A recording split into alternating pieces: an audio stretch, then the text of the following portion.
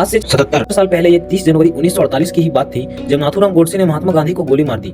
हुआ यह था कि ये बिरला हाउस है, एक तरह से महात्मा गांधी का घर। शाम 5:15 बजे की बात है। गांधी जी जस्ट अभी अपने कमरे से निकलकर इस प्रेयर ग्राउंड की तरफ बढ़ रहे हैं। दिक्कत वाली बात यह है कि उन्हें बिल्कुल भी अंदाजा नहीं है कि इस प्रेयर ग्राउंड में इतनी भीड़ में रिवॉल्वर लेके आज उनका हत्यारा नाथूराम गोडसे उनका इंतजार कर रहा है।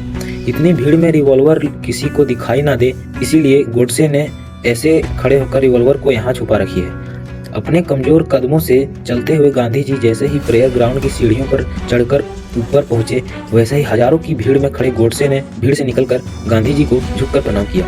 गोडसे को आगे आते हुए देख गांधी जी की भतीजी मनु ने आगे बढ़कर गोडसे को बोला, बापू को देरी हो रही है। लेकिन आज नाथूराम गोडसे अपना टारगेट सेट करके ही आया था। उसने एक हाथ से मनु को धक्का मारा और दूसरे से गांधी जी पर अपनी 39 कैलिबर बरेटा M134 रिवॉल्वर तानी और तीनों गोलियां गांधी जी में दाग दी। देश में इतना बड़ा हत्याकांड हुआ, लेकिन पूरे भारत के मन में सिर्फ एक ही सवाल था। जो गोडसे खुद महात्मा गांधी जी की पूजा करता था, उन्हें गुरु मानता था, उसने ही गांधी जी को गोलियां क्यों मार दी? और ऐसा क्यों है कि आज भी देश में ऐसे लोग हैं जो सोचते हैं कि गोडसे ने गांधी को मारकर सही किया? इस वीडियो में 3D एनिमेशन की मदद से डिजिटल में समझेंगे कि गांधी जी की हत्या क्यों और कैसे हुई। लेकिन हर बार की तरह शुरू से शुरू करते हैं।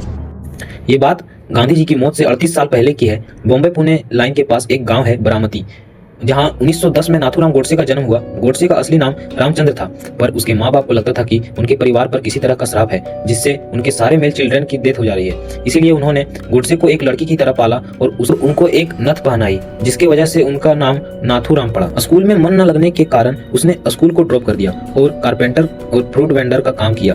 गोडसे को Hindu religious literature, history, politics पढ़ने का काफी शौक था। और ध्यान दो कि महात्मा गांधी की राइटिंग्स को भी वो काफी शिद्दत से फॉलो करता था।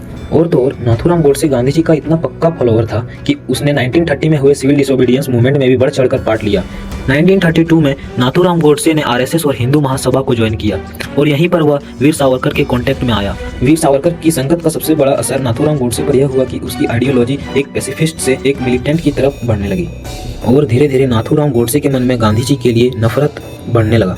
नाथूराम गोडसे गांधी जी से इसलिए नफरत करने लगा था क्योंकि उसका मानना था कि गांधी जी ने अखंड भारत के कॉन्सेप्ट को कमजोर कर दिया था। नाथूराम गोडसे ऐसा भी मानता था कि गांधी जी मुस्लिम कम्युनिटी के लोगों को अपने हर मेजर डिसीजन में ज्यादा सपोर्ट करते हैं और हिंदू धर्म के लोगों के खिलाफ जाकर उन्होंने देश को धोखा दिया है। धीरे धीरे यह विचारधारा नाथूराम गोडसे के दिमाग में इतनी मजबूत हो गई कि उन्होंने गांधी जी को जान से मारने का फैसला कर लिया।